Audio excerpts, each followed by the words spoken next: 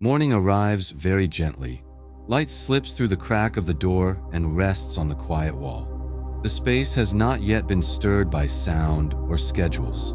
There is only you, your breath, and a rare moment not yet pulled away by the world. Often, the moment you open your eyes, the mind begins to run faster than the body. You think about messages not yet answered, tasks waiting to be done, images of other people's lives, and worries that do not yet have names. The day begins this way, with the mind already tired before the first step is taken. Today, try something different. Before touching your phone, touch your breath. Place your hand on your chest. Breathe in slowly. Breathe out gently and fully. Do not rush to believe the first thought that appears. Simply notice it and let it pass. In this morning, I invite you to walk through 14 gentle reminders. Each one is a small point of support, helping the mind return to its natural steadiness. The Buddha once reminded us that the mind leads all experience. When the mind is calm, the path ahead also softens. Lesson 1. This morning I return to the breath first. Morning often begins very fast. The moment you open your eyes, your hand already knows where to reach for the phone. A small vibration, a glowing screen, and the mind is immediately pulled out of the quiet room. Messages, notifications, images, comparisons appear one after another like bells calling the mind away. At that moment, the new day has not truly begun, yet the mind is already tired. In the teachings of the Buddha, there is something very simple. The path of awakening can only be walked in the present moment. Not in thoughts about yesterday, and not in worries about tomorrow. Only here, in this moment. And the closest door back to the present is always the breath. So this morning, before touching your phone, touch your breath. Before letting the world step in, give yourself a moment of stillness. The phone is like a bell that pulls the mind away, but the breath is a gentle thread that draws the mind back. It does not force you. It does not demand that you change right away. It simply reminds you that you are alive, present, and here. Stay seated or lying down a little longer. Gently place a hand on your belly or on your chest. There is no need to control the breath. No need to make it deeper or steadier. Just recognize it. As you breathe in, quietly name in the mind breathing in. As you breathe out, quietly name breathing out. Do this with 3 slow breaths. The first breath helps you pause. The second breath helps you recognize that your body is here. The third breath allows the mind to soften just a little. 3 very small breaths, yet enough to create a space between you and the stream of thoughts trying to pull you away. In that space, you are no longer swept along. You begin to see more clearly.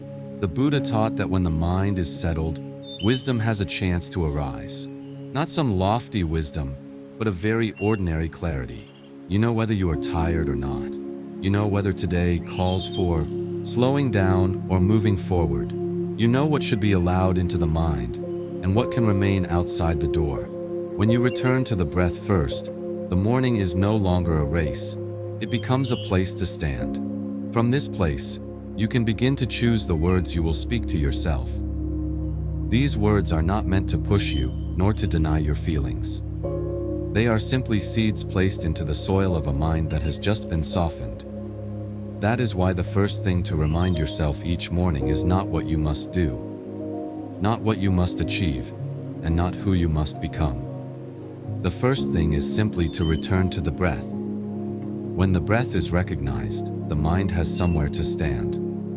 From that place, the words that follow can begin to take root and gently guide you through the whole day. Lesson 2.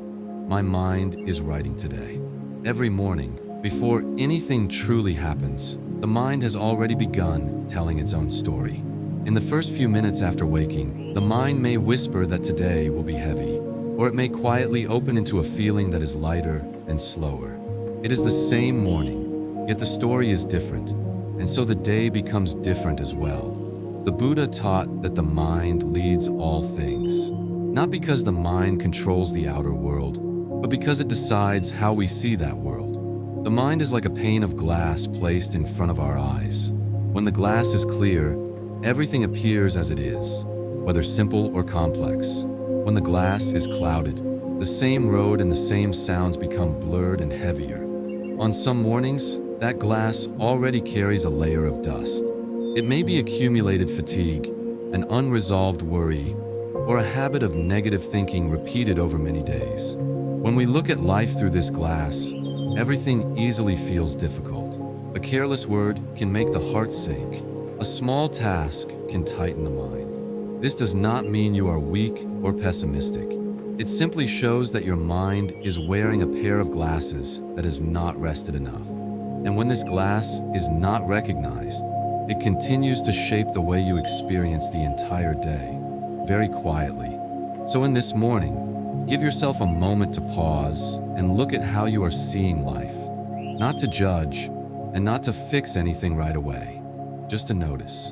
You may gently ask yourself a very soft question. What kind of glasses am I wearing this morning? They may be the glasses of worry. They may be the glasses of hurry. They may be the glasses of emptiness after many days of effort. Whatever kind of glasses they are, recognizing them is already an important step. When you can name the glasses you are wearing, you are no longer completely ruled by them. At that moment, you begin to see something clearly. You are not the thoughts moving through your mind. You are simply seeing the world through those thoughts. When this small distance is seen, the mind begins to have space to breathe. The Buddha did not teach people to change their emotions immediately. He taught them to clearly see the emotions that are present. That clear seeing brings softness. When you know you are viewing the day through tired glasses, you no longer blame the day for feeling heavy. You understand that your mind needs care. Caring for the mind is not about forcing positive thoughts or pushing yourself to feel happy. Sometimes, it is simply allowing yourself to slow down a little, allowing yourself one deeper breath, allowing yourself not to demand too much from the very beginning of the morning. When the glass is gently wiped by awareness, the scene in front of you does not need to change, yet the way you see has already shifted. A task still remains, but it no longer feels overwhelming. A challenge is still there, but it no longer makes you shrink. At this moment, the mind is writing today with greater clarity, not through pressure and not through avoidance, but through understanding yourself. And when the mind writes the day in this way, you walk more steadily, more slowly, yet more clearly. Recognizing that the mind is writing today helps you see that you always have a choice. Not a choice over what happens, but a choice in how you see and receive what happens. From this gentle choice, the next reminders can go deeper, helping you slowly rebuild balance and peace from within. Lesson 3. I do not need to worry about the whole day. I only need now. Many things appear in the mind each morning. Events from yesterday, unfinished conversations, choices that still leave you uncertain, and then come thoughts of tomorrow, with its lists of tasks, its uncertainties, its worries that have not yet taken shape. The mind is often not here. It stands between two times you cannot touch. But the truth is very simple. Yesterday has closed like a door. You can remember it, you can learn from it, but you cannot step back into it. Tomorrow is like morning mist. It exists in imagination, but it cannot yet be held. The only thing truly in your hands is the moment unfolding right now. In the teachings of the Buddha, the present moment is always the only place where practice and transformation can happen. No one can live mindfully for yesterday. No one can breathe on behalf of tomorrow. All understanding, all change, all steadiness begin in the moment that is here. When you try to manage the whole day, the whole week, or the whole life from the morning, the mind becomes overloaded. It is like trying to carry all your luggage at once. Your shoulders grow tired, your steps slow down, and you may give up before you have gone very far. But when you only need to manage now, the weight immediately becomes lighter. Managing now does not mean ignoring responsibility or living carelessly. It simply means rearranging your priorities. Instead of asking how many things must be done today, you can ask a different question. In this moment, what is the most important thing? The picture of the whole day does not need to be completely clear. You only need one point of light to step toward, one most important task, one most meaningful action. It may be completing a key piece of work. It may be taking time to truly listen to someone you love. It may simply be caring for your body and mind so they feel steady. Take a few seconds to ask yourself, if today I could only do one thing, what would it be? It does not need to be grand. It only needs to matter to you. Once that one thing is chosen, you do not need to think about the rest of the day anymore. You only need to do that one thing well in the present moment. This way of living is very close to the spirit of the Buddha's teachings. When the mind rests in the present, it is not pulled away by stories that have not yet happened. It does not replay what has already passed. It stays with the step being taken, the task being done, the breath moving in and out. When you know that you only need to manage now, the mind begins to soften. You no longer have to prove anything to the future. You do not need to fix the past. You only need to be fully present with what is in front of you. And that, even when small, brings a sense of steadiness. This steadiness does not come from controlling everything. It comes from accepting the natural limits of being human. You can only live one moment at a time. When you accept this, you stop placing unnecessary pressure on yourself.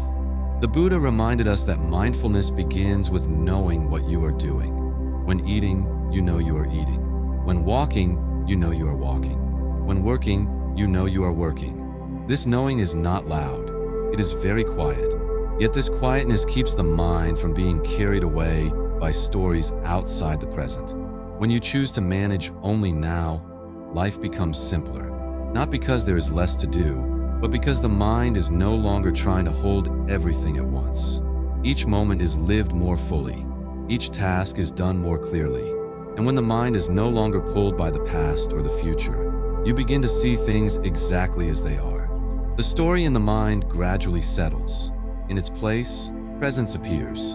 From that presence, you move into the next moment with a lighter and clearer mind, less entangled in unnecessary streams of thought. Lesson 4. I see my thoughts, but I am not pulled by them. Each day, many thoughts arise in our mind. Some are light, some are heavy, some are familiar and repeat every morning. Others come and go very quickly. Most of the time, we do not notice this. We only feel that we are worried, irritated, or sad, without clearly seeing which thoughts have pulled the mind in that direction. In the teachings of the Buddha, there is something very important that is often overlooked. Not every thought that appears in the mind is the truth. Not every thought needs to be believed, followed, or reacted to. Many thoughts are simply the result of old habits, memories, fears, or long accumulated fatigue. Thoughts are like clouds passing across the sky. There are white clouds, gray clouds, thick clouds that cover the light. But the sky does not disappear because of the clouds. The sky is still there, wide and quiet. If the sky were to chase after every cloud, it would no longer be the sky. Your mind is the same. Thoughts come and go. Some thoughts are very strong and very familiar, making you believe they are who you are. But in truth, you are the space that is seeing those thoughts. When this is not recognized, we are easily pulled away. A negative thought appears and we react immediately.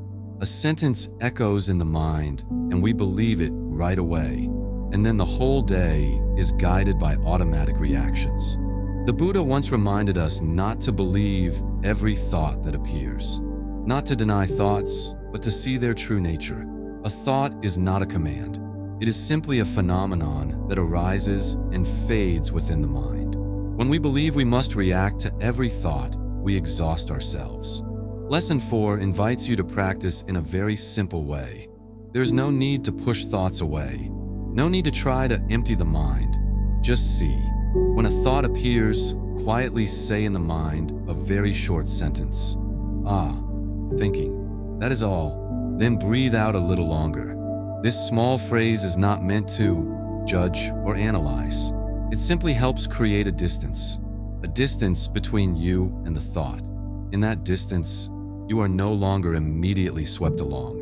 You become the observer rather than the one being pulled. As you breathe out slowly, the body begins to soften. The mind follows and slows as well. The thought may still be there, but its pull becomes weaker. Like a cloud still drifting, but you are no longer running after it. You remain still in your own sky. This practice needs to be repeated many times because the mind has old habits. It is used to reacting quickly. It is used to believing familiar stories. But each time you notice and breathe out, you are teaching the mind something new. You are showing it that not every thought needs to be obeyed. Gradually, the mind learns how to pause, not to stop thinking, but to stop reacting. And when reaction stops, you gain more choice. You can choose silence instead of replying. You can choose to slow down instead of rushing. You can choose understanding instead of defensiveness. This small freedom is very important. It does not come from controlling thoughts, but from not being controlled by them. When you clearly see that thoughts are just clouds, you are no longer afraid when they cover the sun. You know the sky is still there. When you are no longer pulled by thoughts, you begin to live with more clarity. Decisions become less emotional. Words no longer burst out unconsciously. You stop reacting out of habit and begin responding with understanding. And in that pause between thought and action, you find mindfulness. When mindfulness is present, the right response can arise. Not a response meant to protect the ego, but one that fits the situation and supports your own well-being. From this foundation, you move into the next lesson with a steadier mind, less easily carried away by the currents of thought. Lesson 5. I take ownership of my reactions. In daily life, there are very familiar moments. Someone says a sentence, not harsh in tone, yet your heart suddenly tightens. A message appears, not even fully read, and your chest already feels tense. The body reacts before you have time to think. Words want to burst out. Actions want to happen immediately. And only afterward do you realize you reacted too quickly. Most suffering does not come from what happens, but from how we react to what happens. A sentence is only a sound. A line of text is only characters. But the reaction inside turns them into a wound. The Buddha saw this very clearly. He taught that freedom does not lie in controlling others or circumstances, but in the ability to master oneself. Taking ownership of your reactions does not mean suppressing emotions or pretending to be calm. It is the ability to recognize what is happening inside before acting. The moment your heart tightens is not a mistake. It is simply a signal. If you do not pause, that signal will pull you along. But if you pause, it becomes a reminder to awaken. Imagine a very ordinary situation. Someone says something you do not like to hear. Immediately, the body reacts. The heart beats faster. The breath becomes shorter. The mind wants to argue back. If you react right then, your words usually carry irritation. And once words are spoken, it is very hard to take them back. Lesson 5 invites you to do one very small thing. Pause for 2 seconds. Just 2 seconds. Those 2 seconds can change an entire conversation. In those 2 seconds, you do nothing. You do not speak. You do not type. You do not explain. You simply pause. After pausing, breathe. Take one breath that is slower and deeper than usual. This breath is not meant to make the emotion disappear, but to help the body soften. When the body softens, the mind also has a chance to soften. Next is to look. Look inward. See which emotion is present. Is it irritation? Is it sadness? Is it hurt? Simply look and name it silently. There is no need to analyze right or wrong. No need to tell a long story. Just see it clearly. Only after you have paused, breathed, and looked do you come to the step of choosing. Now you have a choice. You may choose silence. You may choose to respond gently. You may choose to wait. What matters is that you are no longer being led by automatic reaction. In the Buddha's teachings, mindfulness before speaking and before acting is the foundation of an awakened life. A word spoken in mindfulness can ease tension. A word spoken from reaction can create more suffering. The difference lies in the moment of pausing. The practice of pause, breathe. Look, choose may sound simple, but its power is very great. Each time you practice it, you are training the mind. You are teaching it that not every stimulus requires an immediate response. Gradually, the pause becomes more familiar. Reactions are no longer as fast as before. Taking ownership of your reactions does not make you weak. On the contrary, it is a sign of real strength. A strong person is not someone who always wins arguments, but someone who does not let emotions carry them away. A strong person is someone who can remain clear even when things are stirring inside. When you master your reactions, you begin to live more freely. You are no longer a victim of other people's words or actions.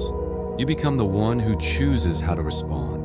From that choice, life gradually becomes lighter. Relationships become less tense, and your mind has more space to rest. It is here that true strength begins to appear. Not the strength to control the world, but the strength to remain steady in the middle of life's waves. When you take ownership of your reactions, you are laying the foundation for a more lasting peace. From that foundation, the next steps on the path of mindfulness become clearer and more stable. Lesson 6. I choose gentle discipline without violence toward myself. There are mornings when you wake up filled with determination. You tell yourself that today you must try harder, do better, change faster. But only a few hours later, when your energy drops, you begin to blame yourself for not being disciplined enough. Disappointment appears, and you use that very disappointment to push yourself forward. This way of living sounds strong, but over time, it leaves the mind exhausted and the body tense. In the spirit of the Buddha's teachings, discipline is not a whip striking your back whenever you stumble. Discipline is more like a riverbank that guides the water to flow in the right direction. The riverbank does not force the water to stop, nor does it push the water away. It quietly creates a form so the water does not overflow and harm itself. Proper discipline allows energy to move gently instead of being compressed and trapped.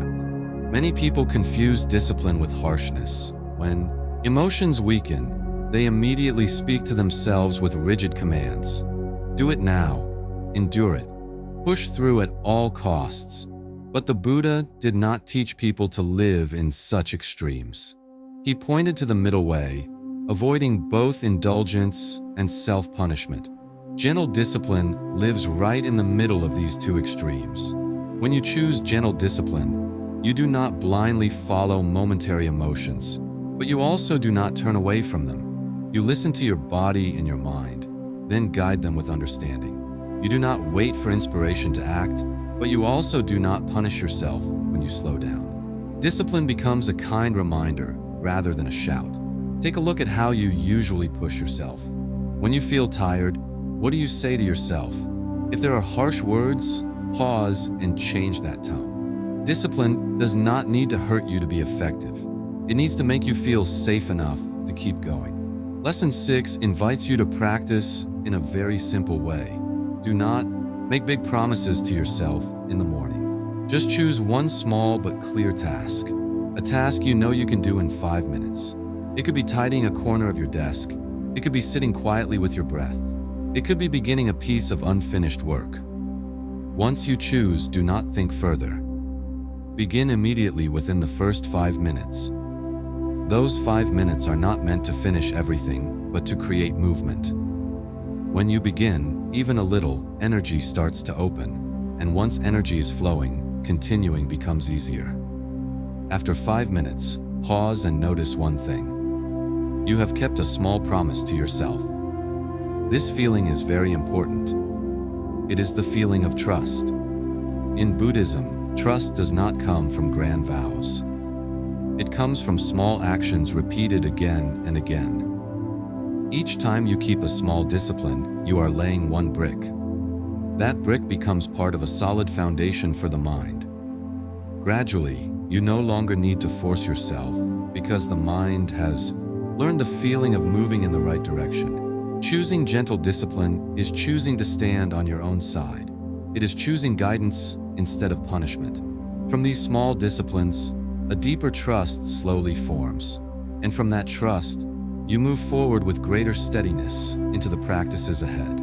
That steadiness helps you no longer fear slowing down and no longer lose your way. Lesson 7. I choose consistency over perfection. Many people begin something new with excitement. The early days are full of energy. Intentions are clear. Confidence feels strong. But that feeling does not stay for long. When fatigue appears, when results do not show up right away, they begin to slow down. Then they blame themselves for not being determined enough, not good enough, not perfect enough to continue. The truth is that motivation does not always arrive when we need it. It comes and goes unpredictably. If you only act when you feel motivated, your path will always be broken into pieces. Each time you stop, you have to start over again. This is not because you are weak, but because you are placing your trust in something unstable. In the teachings of the Buddha, there is a very simple spirit called steady effort. Steady effort does not mean pushing yourself to exhaustion, and it does not mean moving as fast as possible. It simply means continuing. It means keeping on walking, even with small steps, even when no special feeling is present. The image of consistency is like a drop of water falling steadily onto a stone. A single drop is soft, not sharp, not strong, but falling again and again, day after day, it slowly creates a hollow. Not because of force, but because of uninterrupted repetition. Many people give up not because the path is too difficult, but because they want everything to be perfect from the beginning. When reality does not match the ideal image in their mind, discouragement arises. They forget that a long path is not built from perfect steps, but from steady ones. Lesson 7 invites you to shift your perspective. Instead of asking whether you have done well enough, ask whether you are continuing. Instead of waiting for a day when you feel more ready, take one small step today, just one step. The practice for this lesson is very simple. Each morning, gently remind yourself of one sentence. Today I only need one step. There is no need to think far ahead. No need to imagine the entire journey, just the next step in front of you. That step may be very small. It could be reading one page. It could be sitting quietly for 5 minutes. It could be writing a few unfinished lines. What matters is not the size of the step, but that you do not stop. When you walk steadily, something interesting happens. You no longer need to wait for motivation. You begin first, and motivation follows later. The feeling of progress, even when very subtle, naturally feeds your energy. And that energy is far more stable than the initial excitement. The Buddha did not teach people to reach results quickly.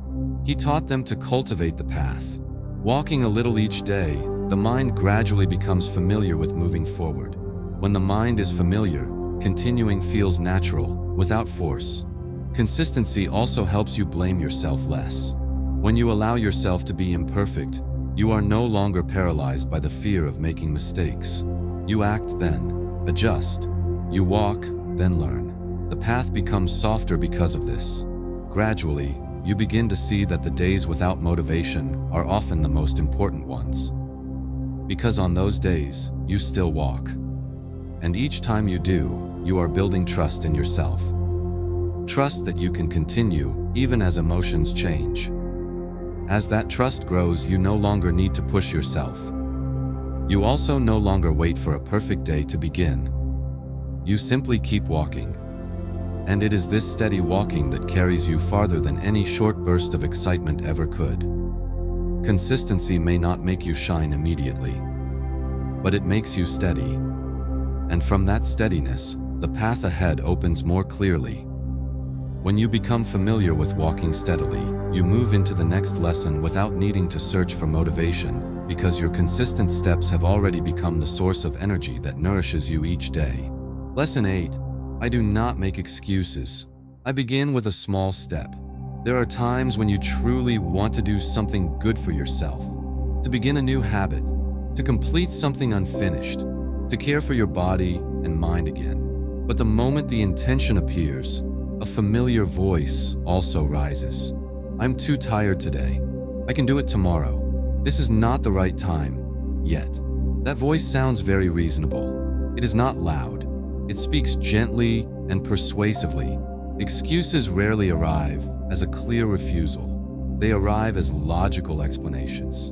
They make you feel that you are not wrong. But after you follow them, they often leave a heavy aftertaste inside. It is the feeling of delay, a quiet disappointment with yourself, a sense that you have missed yet another small chance to move forward. In the spirit of the Buddha's teachings, what matters is not hating these states. Laziness and fear are natural states of mind. They appear to protect you from exhaustion and risk. The issue is not that they arise, but whether you let them decide everything for you. The Buddha did not teach people to destroy uncomfortable mental states. He taught them to see them clearly. When you clearly see laziness present, you do not need to blame yourself. When you clearly see fear arising, you do not need to push it away. You only need to know that it is there. Lesson 8 does not ask you to be stronger than your emotions. It simply invites you to do one very gentle thing. Do not let excuses decide for you. Instead of arguing with laziness or fear, ask one very small question. What is the smallest step? This question is very important. It does not ask you to complete the whole task. It only opens a small doorway. A step so small that you no longer have a reason to refuse. If the task is writing, the smallest step may simply be opening the file. If the task is cleaning, the smallest step may be putting away one item. If the task is caring for yourself, the smallest step may be drinking a glass of water. The moment you take that small step, something begins to change. Energy starts to move. The mind is no longer frozen in hesitation. And once movement begins, continuing becomes much easier. Not because you suddenly feel highly motivated, but because you have crossed the threshold of beginning. In the life of practice, small actions are considered the foundation. No one can change their entire life in a single day, but anyone can take one small step today. These small steps, when repeated, gradually become a path. What matters most is the attitude you bring when you begin. Not beginning to prove that you are capable. Not beginning to force yourself to move fast. Just beginning with respect for yourself. Respect by not abandoning yourself to delay. Respect by not deceiving yourself with familiar excuses. Each time you choose a small step instead of an excuse, you send yourself a very clear message. I matter. This matters. I deserve to keep going, even if only a little. That message slowly rebuilds inner trust. As that trust grows, you no longer need to fight yourself. You do not need to eliminate every excuse. You only need to see them and not let them take the wheel. You choose small action instead of long stories in the mind. Starting small does not slow you down. It helps you go farther, because a path is built from real small steps, not from big plans that are never carried out.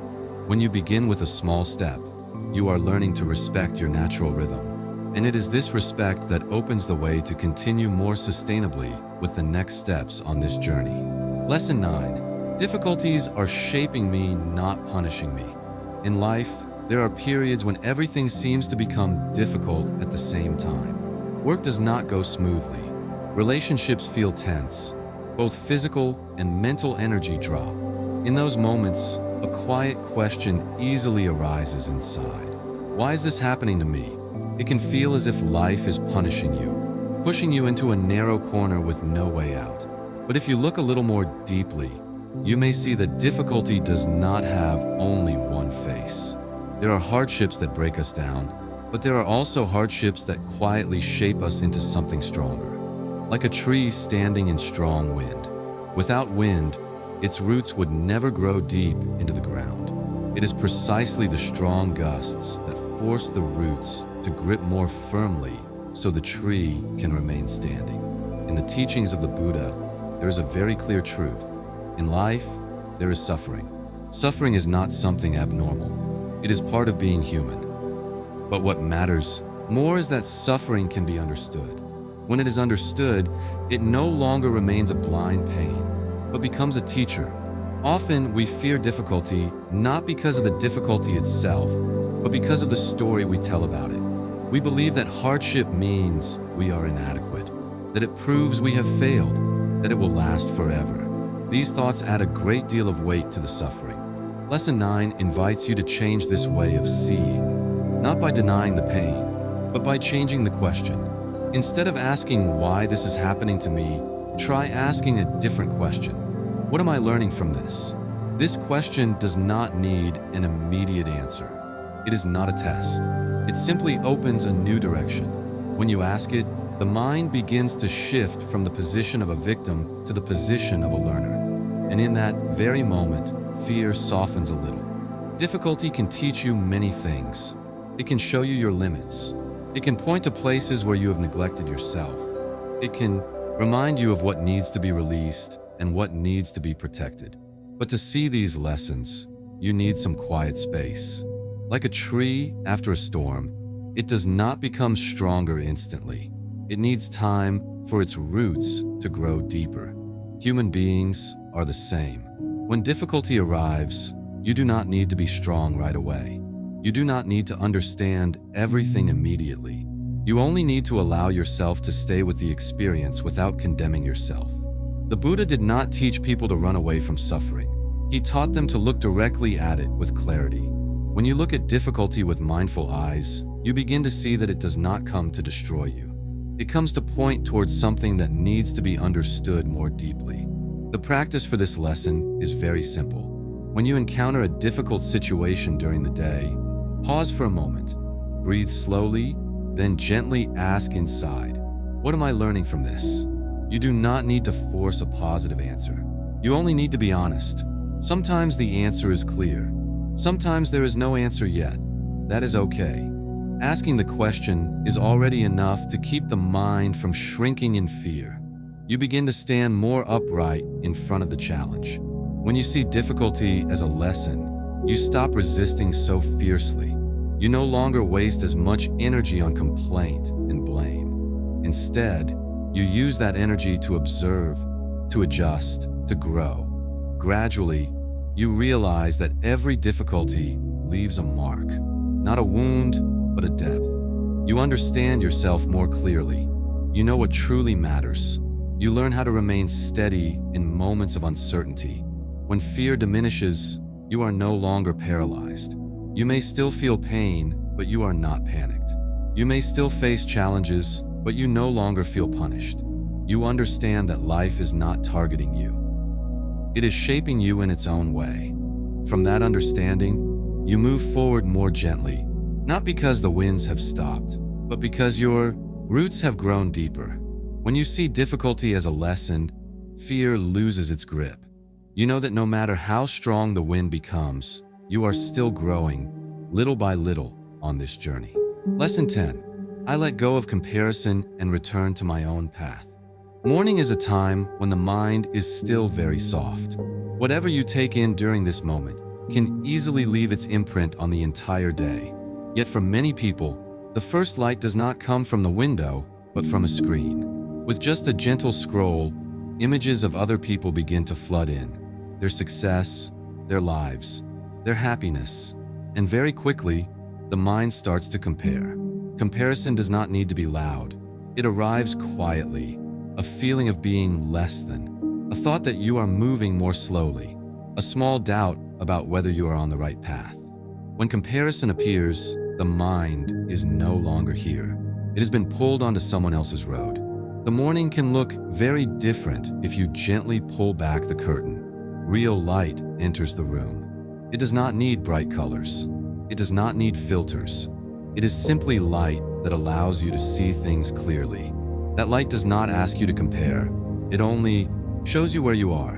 In the Buddha's teachings, there is a gentle reminder. When the mind is caught in craving and attachment, it loses its peace. Comparison is a very subtle form of attachment. We do not only want what others have, we also want to become the image we are seeing. And when we cannot reach it, the mind becomes restless. Lesson 10 does not ask you to completely abandon social media or the outer world. It simply invites you to release comparison during the most sensitive moment of the day, the morning. When the mind is not yet steady, Looking into other people's lives can easily make you forget your own path. Each person has their own rhythm, their own circumstances, their own lessons. Comparison makes us forget this. We see a segment of someone else's road without seeing the many steps they have already taken. We see only the surface and use it to judge ourselves. When you let go of comparison, you do not become indifferent or unmotivated. You simply stop using other people's measurements to measure your own life. You begin to return to the path you are walking. That path may not yet be clear. It may still have many turns, but it is your path. The practice for this lesson is very simple. In the first minute after you wake up, do not touch your phone. Just 1 minute. In that minute, you can look around the room. You can feel your body. You can take one deep breath. 1 minute is not enough to make you fall behind, but it is enough to keep the mind from being pulled away. When you protect that 1 minute, you create a small space. In that space, there are no images to compare, no stories of other people. There is only you and your morning. And in that quiet, you begin to hear something familiar that has long been drowned out, your own voice. That voice does not tell you that you must be better than anyone. It simply tells you where you are, what you need today, whether you should move slowly or quickly. When the mind can hear this voice, it softens. It no longer has to chase outer standards. The Buddha did not teach people to compete. He taught them to clearly understand where they stand. When understanding is clear, the mind naturally becomes calm. When the mind is calm, the path ahead appears more clearly. Letting go of comparison does not mean turning away from the world. It means choosing the right moment to meet the world.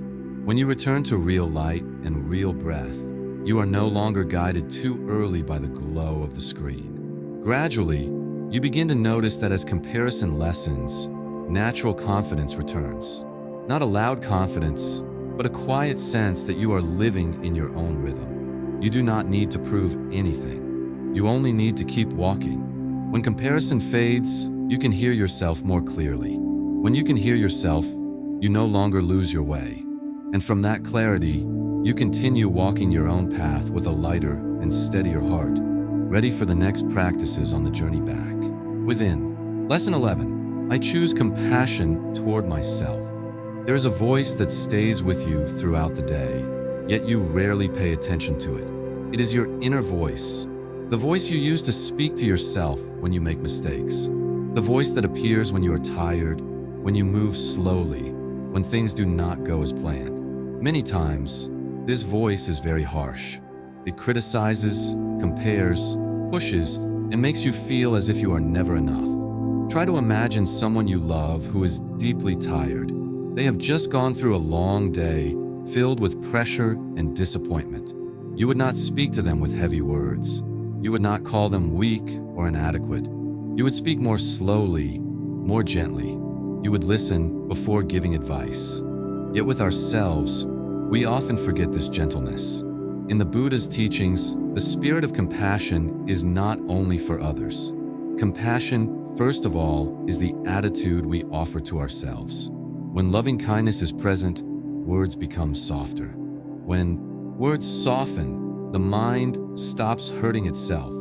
Compassion is not indulgence or avoiding responsibility. It is a form of care that allows us to continue. Many people believe that if they are not strict with themselves, they will become lazy. But reality is different. When you constantly blame yourself, your energy is drained. When you hurt yourself with words, perseverance slowly fades. On the other hand, when you are supported by kind words, you have more strength to stand up and keep going. Lesson 11 invites you to look again at how you speak to yourself each day. When you make a mistake, what do you say? When you cannot do what you hoped, what tone do you use? If those words were spoken to a tired friend, how would they feel? Speaking with compassion toward yourself does not need to be complicated. Sometimes it only requires changing one sentence. Instead of saying, "I am bad at this," say, "I am learning." Instead of saying, "I am too slow," say, "I am moving at my own pace." Small changes in language create large differences in feeling. The practice for this lesson is very simple. When you feel tense or disappointed, pause for a moment, breathe slowly, then gently say inside 2 short sentences. May I be at peace. May I be steady. There is no need for a special emotion. No need to believe it immediately. Just say it with sincerity. These 2 sentences are like a gentle hand resting on your shoulder. They do not erase difficulties, but they remind you that you do not face them alone. When you hear these words, the body often relaxes. The mind softens as well, and in that softness, you stop fighting yourself. The Buddha taught that loving kindness has great power. It does not make people weak. It helps them endure longer. Someone who lives without compassion toward themselves may move fast for a while, but easily breaks. Someone who knows how to speak kindly to themselves may move more slowly, but with greater resilience. When you practice compassionate speech, you do not deny your shortcomings. You simply do not use them to punish yourself. You see mistakes clearly, but you correct them with patience. This is the most sustainable way to learn. Gradually, your inner voice begins to change. It becomes less sharp, less demanding. It turns into a companion rather than a supervisor. When that voice becomes warmer, you are no longer as afraid of failure. You know that even if you stumble, you will still be supported. Compassion toward yourself also spreads into how you treat others. When you no longer hurt yourself, you hurt others less. When your mind is less tense, your words become less sharp. Speaking compassionately to yourself is a daily choice. It does not need to be perfect. It only needs to be repeated. Each time you repeat it, you are building a stronger foundation for the mind. Compassion does not weaken you. It makes you more resilient in the face of what lies ahead. When you stand on your own side with kindness, you have enough strength to continue this path with an open heart and a mind that no longer turns against itself. Lesson 12. I nourish my mind each morning. Each day, what you eat slowly shapes your body.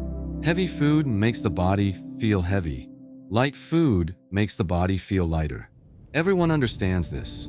But what about the mind? Each day, the mind is also eating. It eats through what you see, what you hear, what you read, and what you allow to enter you. And just like the body, the mind becomes exactly what it is fed. Morning is a very sensitive time for the mind. When you have just awakened, the boundary between outside and inside is still thin. If you take intense images, negative news, or stories that create unease at that time, the mind carries those colors throughout the day. Not because you are weak, but because you have fed the mind something heavy. Many people think that watching a little or reading a little does not matter, but the mind does not distinguish between big and small. It simply records. One negative image in the morning can keep you on guard all day. One sensational headline can cause the mind to tighten without you noticing. Gradually, the natural clarity of the mind becomes covered. In the Buddha's teachings, there is a very simple sentence. Light your own torch and walk. This means you have the right to choose your source of light. You do not have to let the world decide what your mind will be fed. You can choose. Lesson 12 invites you to look again at how you are nourishing your mind each day. Not to blame yourself, but to understand. How do you begin your morning? With breaking news? With online arguments? Or with a moment quiet enough for the mind to breathe? Nourishing the mind does not mean avoiding reality. It means knowing how to choose timing and quantity. Just as you do not eat heavy food the moment you wake up, the mind does not need to carry too much at the very start of the day. The image is very clear. What you eat shapes the body. What you watch shapes the mind. If you feed the mind too much worry, it becomes restless.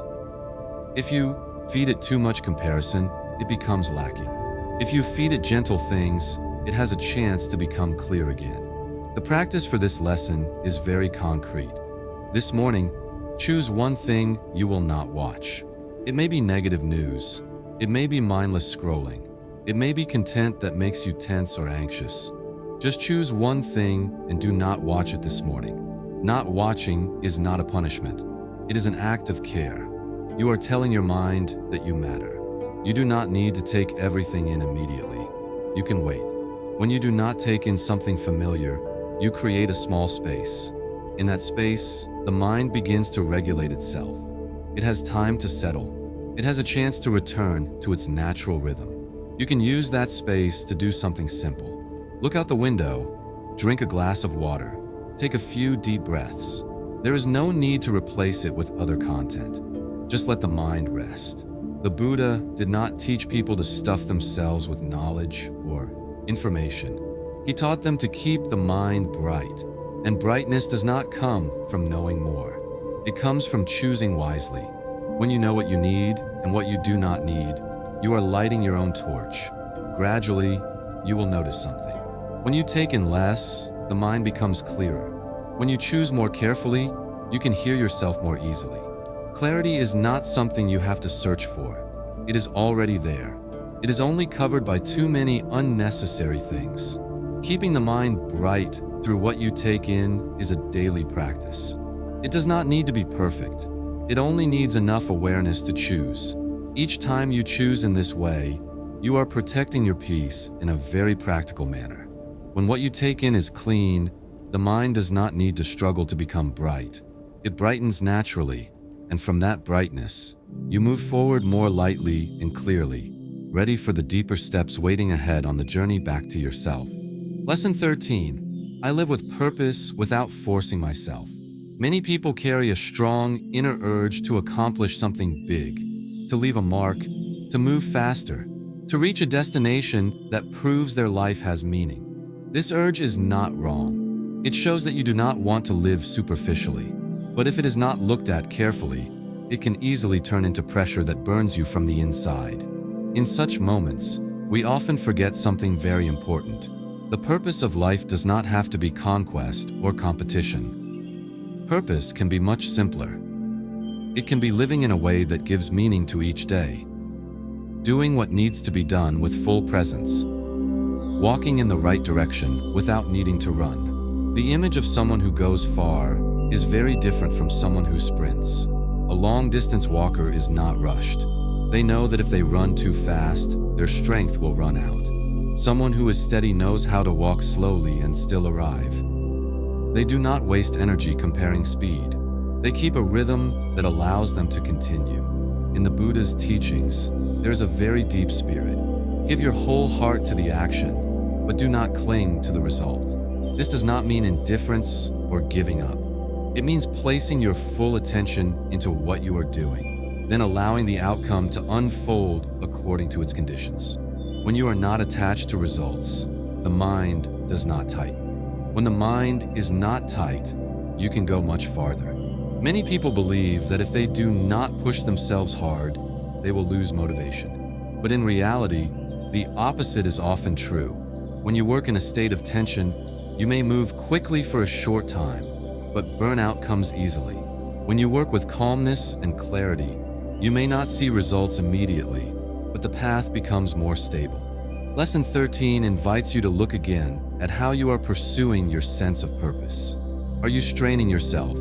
Are you forcing yourself to reach something within a fixed time frame? If so, pause for a moment and listen to your body. Fatigue is not a sign of laziness.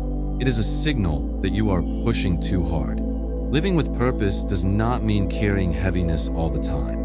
Purpose does not need to feel like pressure. It can be very light. It can simply be clarity about what you truly value. When you know what matters to you, you no longer need to chase everything else.